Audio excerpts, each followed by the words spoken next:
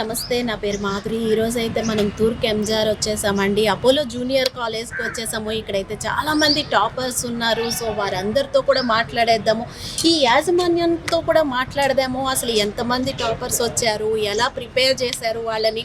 Inter results అయితే వచ్చాయి, మనకైతే ఇక్కడ టాపర్స్ ఉన్నారని తెలిసింది. సో ఈ కాలేజ్కి అయితే మనం వచ్చేసాం. మీరు కూడా నాతో వచ్చేయండి, వారందరితో ఒకసారి మాట్లాడేద్దాం. మనతో పాటు Apollo education institute chairman Kumar గారు ఉన్నారు. వారితో ఇప్పుడు మాట్లాడేద్దాము. అసలు ముందుగా ఇవన్నీ డీటెయిల్స్ అయితే తెలుసుకుందాము. అసలు ఈ ఇన్స్టిట్యూట్ ఎప్పుడు స్టార్ట్ చేశారు, అసలు మొన్న ఇంటర్ రిజల్ట్స్ వచ్చాయి, ఇక్కడైతే ఒక రేంజ్ లో వచ్చాయని మనకు తెలిసిందని ఇక్కడికి వచ్చేసాము.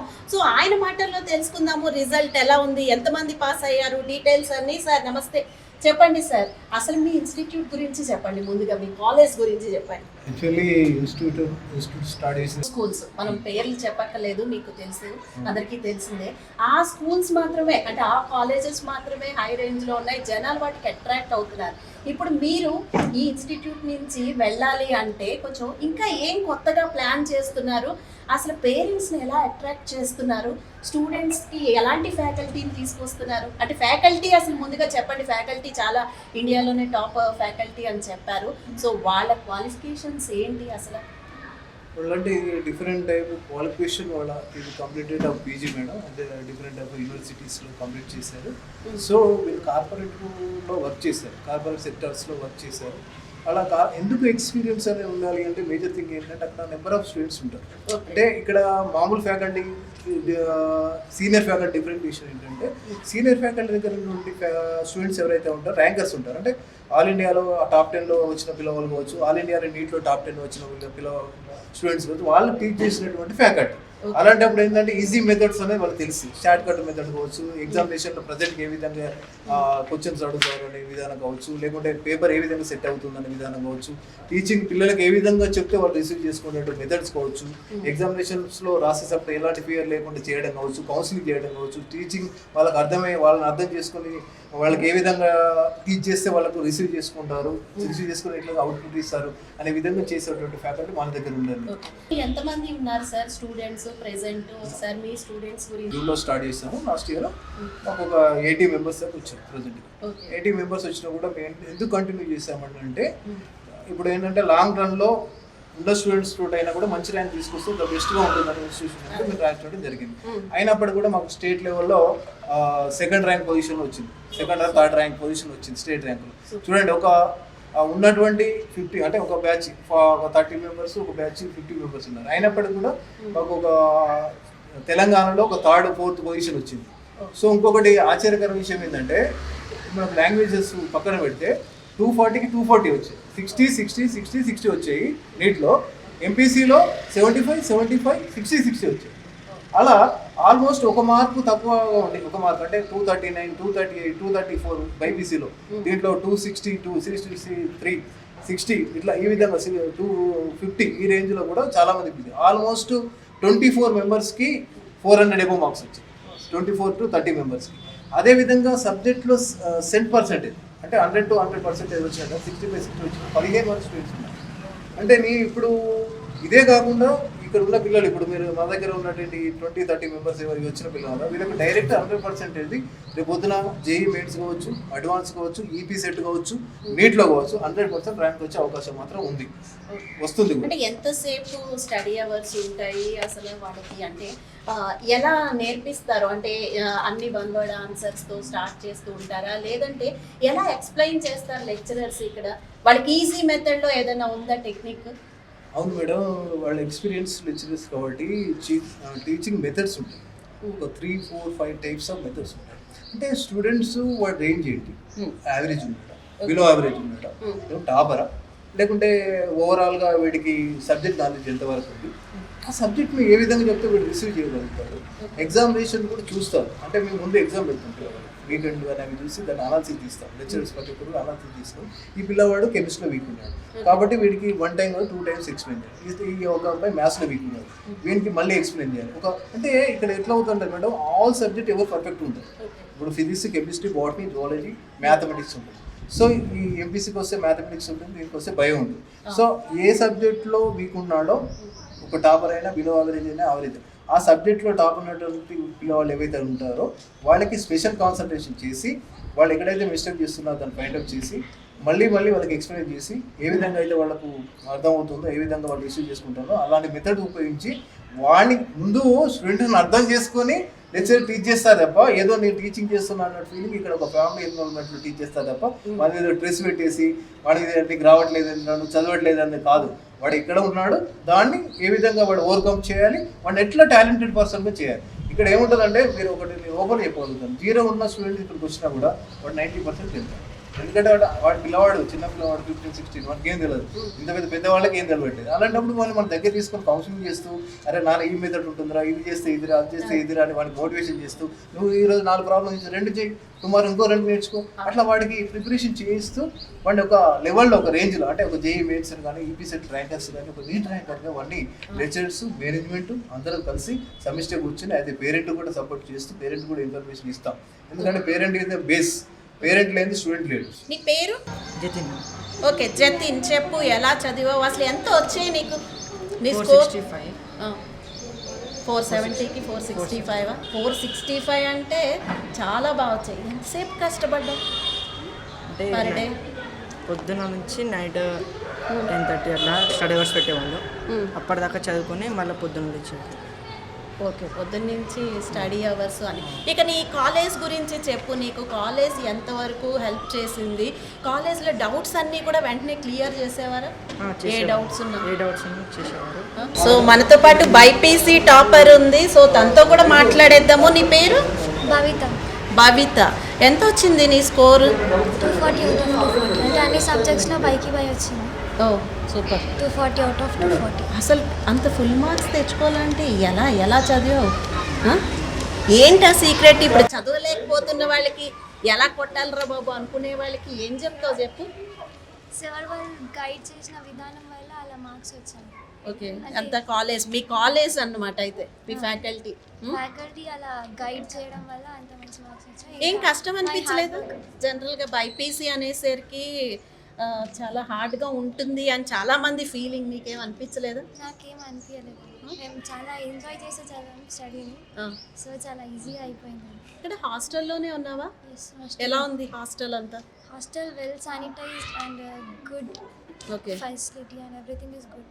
ఓకే, కాలేజ్ ఎలా ఉంది? నీ కాలేజ్ గురించి చెప్పాలి అంటే ఏం చెప్తావు? It is mindlessly excellent and mesmerising. It is marvellous. That's all. Marvellous, ఇంకంతకంటే వేరే మాటే లేదు. నీ గురించి చెప్పాలంటే ఏం చెప్తావు? Our management and teachers guided us in this way and they shaped us like this. Okay, what about your parents? Me parents గురించి? They are biggest support of us. Okay, అంటే ఎంతసేపు చదివిస్తారు ఇక్కడ? జనరల్గా హాస్టల్లో ఉంటావు, బైపీసీ అనేసరికి ఇంకొంచెం ఎక్కువ కేర్ తీసుకోవాలి. ఇప్పుడు నీట్కి ప్రిపేర్ అవుతున్నా? Yes. సో నీట్కి ఎలా ఎక్స్ట్రా ప్రిపరేషన్ ఎలా ఉంటుంది ఫ్యాకల్టీ నుంచి సపోర్ట్? ఎక్స్ట్రా ప్రిపరేషన్ అంతా టీచర్స్ మేనేజ్మెంట్ వాళ్ళందరూ ఒక టైం టేబుల్ ప్రిపేర్ చేసి ఇస్తారు. ఆ టైం వరకు మనం అది కంప్లీట్ చేసి ఉంచాలి. ఓకే, ఏమైనా ఎగ్జామ్స్లో స్ట్రెస్ ఫీల్ అయ్యావా? అలా ఏం లేదు. చాలా అసలు ఎగ్జామ్స్కి వెళ్ళే ముందే నీకు తెలుసా నేను కొడతానని? అలా ఏం అనుకోలేదు. కాకపోతే ఎలా ఫీల్ అవుతున్నావు? హ్యాపీగా ఫీల్ అవుతుంది. ఫస్ట్ రిజల్ట్ వచ్చిన వెంటనే ఎవరితో షేర్ చేసుకున్నావు? పేరెంట్స్. సో వాళ్ళ ఫీలింగ్స్ ఏంటో మీ పేరెంట్స్ని ఒకసారి పిలిచి అడుగుదామా? Congratulations madam. ఎందుకంటే తనకన్నా కూడా ముందు మీకే చెప్పాలి. ఒక పేరెంట్ ఎంత ఒక గురువు కానీ పేరెంట్ కానీ వీళ్ళందరూ లేకపోతే తను ఈ స్టేజ్లో ఉండేది కాదు. సో ఎలా అనిపిస్తుంది? మీ అమ్మాయి ఇంత టాప్ స్కోర్లో ఉంది. మీరు ఈ కాలేజ్లో వేసేటప్పుడు మీకు నమ్మకం ఉందా ఇంత ఫుల్ స్కోర్ చేస్తుందని? అంటే మీరు సీరియస్గా చెప్పండి, నిజం చెప్పండి, మీకు నమ్మకం ఉందా ఈ కాలేజ్లో వేస్తున్నాము మా అమ్మాయికి వస్తుందా లేదా అని ఎక్కడైనా డౌట్ ఉందా ఏదైనా మౌన? ఏం లేదు, డౌట్ ఏం లేదు. సామాన్లు చూసినప్పుడు డౌట్ ఏం లేదు. హ్యాపీగానే వచ్చినాం, జాయిన్ చేసినాం, వెళ్ళిపోయినాం. సో మీ నమ్మకాన్ని వాళ్ళు నిజం చేశారు. మీ అమ్మాయి ఇంక ఇక్కడ ఉన్న గురువులు. సో ఎలా అనిపిస్తుంది అంత మంచి స్కోర్? అంటే మాటలు కాదు, ఫుల్ స్కోర్ అంటే అది మామూలు విషయం కాదు. హ్యాపీగా ఉంది. ఇంట్లో ఎంతసేపు కష్టపడేది? అంటే ఎక్కువ హాస్టల్ హాస్టల్లో వచ్చేది 6 hours 8 hours అట్లా ఉండేది. ఎప్పుడు అంటే ఇప్పుడు జనరల్గా నేను నార్మల్గా అడుగుతున్నాను, నిజం మాట్లాడుకోవాలి కాబట్టి. పేరెంట్స్కి పిల్లలు చాలామంది ఇప్పుడు ఇంటికి వెళ్ళి హాస్టల్ నుంచి ఉండలేకపోతున్నాను, చాలా స్ట్రెస్గా ఉంది, నేను చదవలేను, ముఖ్యంగా బైపీసీ స్టూడెంట్స్ ఇలాంటి కంప్లైంట్స్ ఎక్కువ వస్తున్నాయి. మీ అమ్మాయి ఎప్పుడైనా అలాంటి కంప్లైంట్ చేసిందా? చేయలేదు.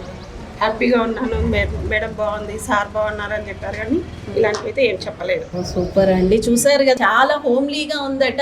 నిజంగానే ఈ పాయింట్ అయితే అందరు కూడా విని తీరాల్సిందే. ఎందుకంటే చాలా మంది స్టూడెంట్స్ హాస్టల్స్లో ఉంటున్నారు కానీ చాలా ప్రెషర్ వల్ల, ఇంట్లో వాళ్ళ ప్రెషర్తోనూ ఏదో చేయకపోతే బాగోదు, ఫినిష్ చేయాలి, వచ్చాం కదా అన్నట్టు చేస్తున్నారు కానీ ఇష్టంగా చేయట్లే.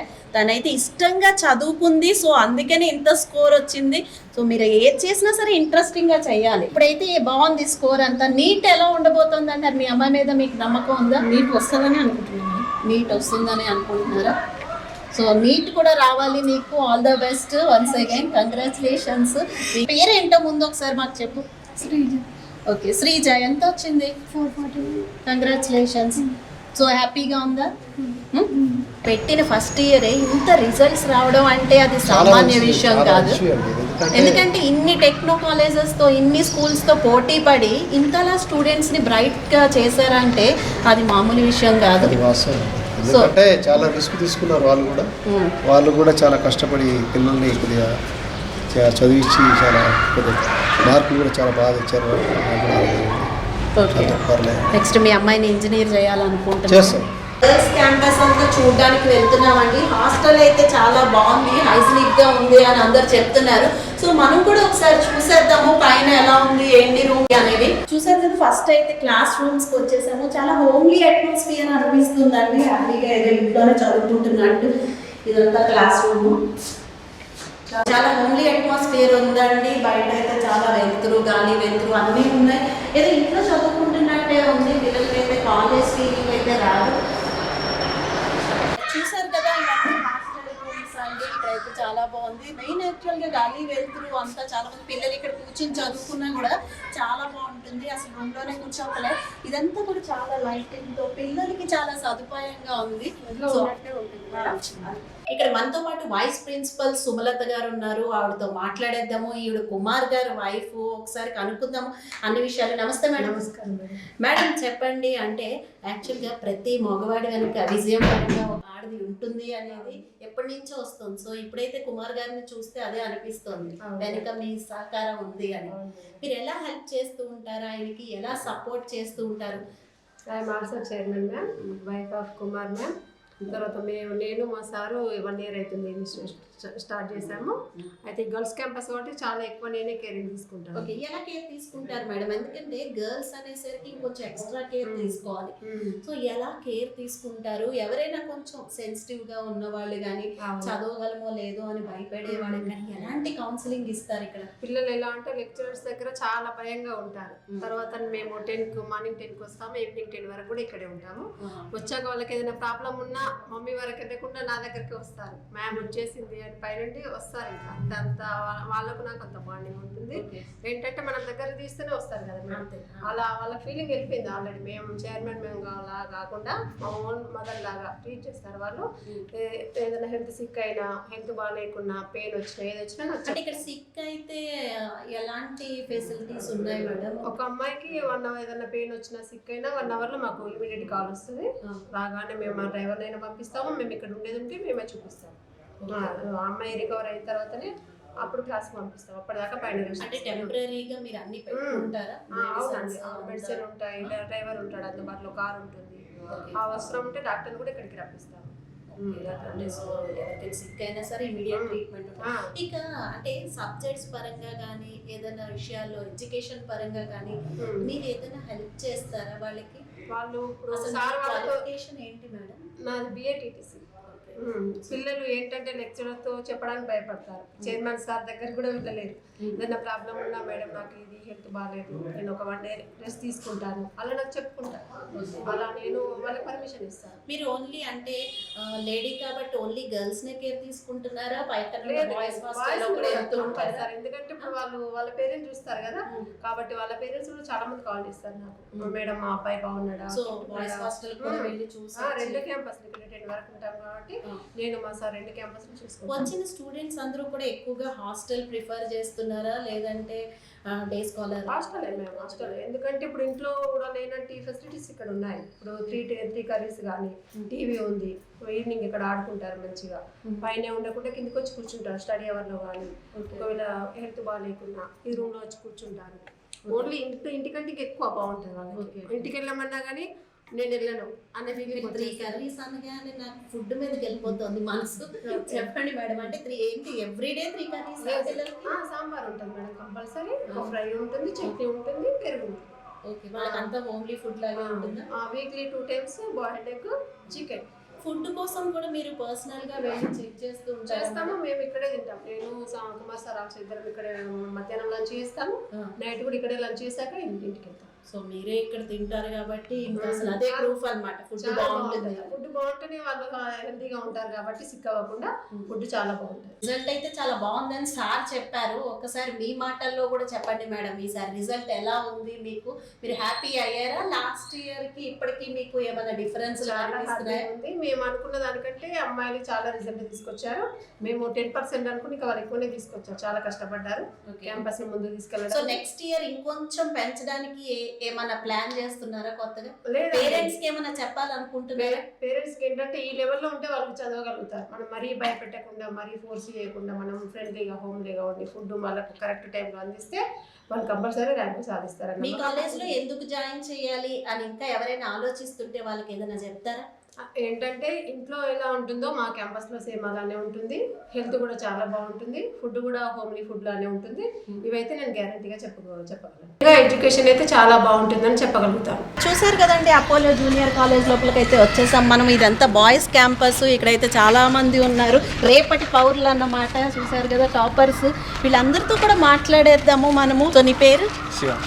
శివ. సో ఎలా చదివేవు? బాగా అనిపిస్తుందా? ఎలా చదివిస్తారు? ఇక్కడ మీకు ఇంతమంది ఫ్రెండ్స్ ఉన్నారు కదా, సరేలే చదువు గురించి పక్కన పెట్టి మీ ఫ్రెండ్స్ అందరితో ఎలా ఉంటావు? ఏమైనా డౌట్స్ వస్తే మీలో మీరు షేర్ చేసుకుంటారా? ఫ్యాకల్టీ ఎలా ఉంది? కాలేజ్ ఫ్యాకల్టీ ఏమైనా అది నిజమో కాదో ఇతన్ని అడిగి తెలుసుకుందాం. ఫ్యాకల్టీ మంచి ఫ్యాకల్టీ అంటున్నాడు. ఫ్యాకల్టీ ఎవరు లేరు ఇక్కడ, అందుకని నిజం చెప్పు. సో నీ పేరు? కార్తీక్. ఏ గ్రూపు? బైపీసీ. సో బైపీసీ అంటే కష్టం అని ఏమైనా అనిపించి డాక్టర్ అవ్వాలనుకుంటున్నావా? నీట్ ఎలా ఉంది ట్రైనింగ్? చాలా డౌట్స్ వస్తే అడుగుతావా? సార్ వాళ్ళు ఇక్కడ డౌట్స్ క్లియర్ చేశాకనే వాళ్ళు. సో నీకు మీ ఇంటికి వెళ్ళిపోవాలి అలా ఏమైనా ఎప్పుడైనా అనిపించిందా? ఇక్కడ ఫ్రీగా ఉంటుంది. ఇక్కడే ఫ్రీగా ఉంటుందా? నీట్కి ఎలా ఉంటుంది ప్రిపరేషన్? టెస్ట్లు అవి బాగా పెడుతుంటారా? వీక్లీ టెస్ట్లు ఉంటాయా? నీ పేరేంటి? తరుణ్. ఏం చదువుతున్నావు? ఎంపీసీయా? సో చెప్పు, అంటే ఎలా ప్రిపేర్ అయ్యావు? ఎగ్జామ్స్ ముందు ఎలా ప్రిపేర్ అయ్యావు? అంటే ఫ్రెండ్లీ ఫ్యాకల్టీ ఉంటుంది కాబట్టి బాగా. ఏ డౌట్స్ ఉన్నాయి? ఎగ్జామ్స్ రాసేటప్పుడు ఏమైనా స్ట్రెస్ అనిపించిందా? చదువుకున్నా కాబట్టి. సో ఇక్కడ ఫుడ్ ఎలా ఉంటుంది? అందరినీ చదువు గురించి అడిగితే అలా. ఫ్యాకల్టీ అయితే టాప్లో ఉంది అంటున్నారు, ఫుడ్ గురించి అయితే. నీ పేరు? సంజయ్. ఏంటి ఏ గ్రూపు? ఎంపీసీ. సో అంటే మెయిన్స్ రాయాలనుకుంటున్నావా? వస్తుంది అనుకుంటున్నావా? ఎలా ప్రిపేర్ అవుతున్నావు? ఫ్యాకల్టీ వాళ్ళు మొత్తం వాళ్ళే ప్రిపేర్ చేపిస్తారు, మొత్తం ఫ్రెండ్లీగా ఉంటుంది. యాక్చువల్ ఫుడ్ గురించి అడగాలనుకున్నా, నాకు తెలియకుండానే ముందు చదువు గురించే వచ్చేసింది. సో ఫుడ్ గురించి చెప్పు, ఎలా ఉంది ఇక్కడ అంతా? Food okay. స్నాక్స్ అన్ని టైంకి వస్తున్నాయి నీకు?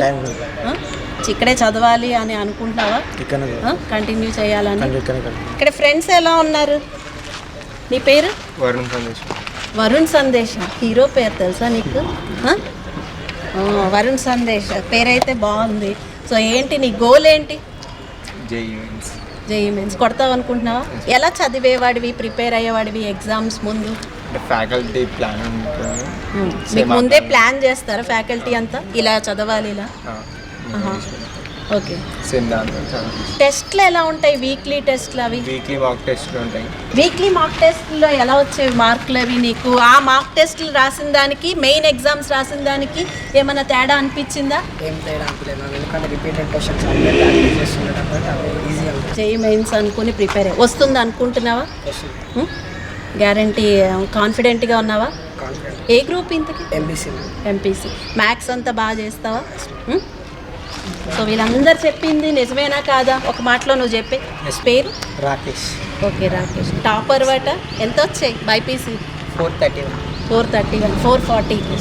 సో 440, 431 అంటే చాలా హ్యాపీగా అనిపిస్తుంది. ఎంత కష్టపడ్డావు అసలు? ఎలా కష్టపడ్డావు? ఏమన్నా చెప్పు కష్టపడాలనుకునే వాళ్ళకి.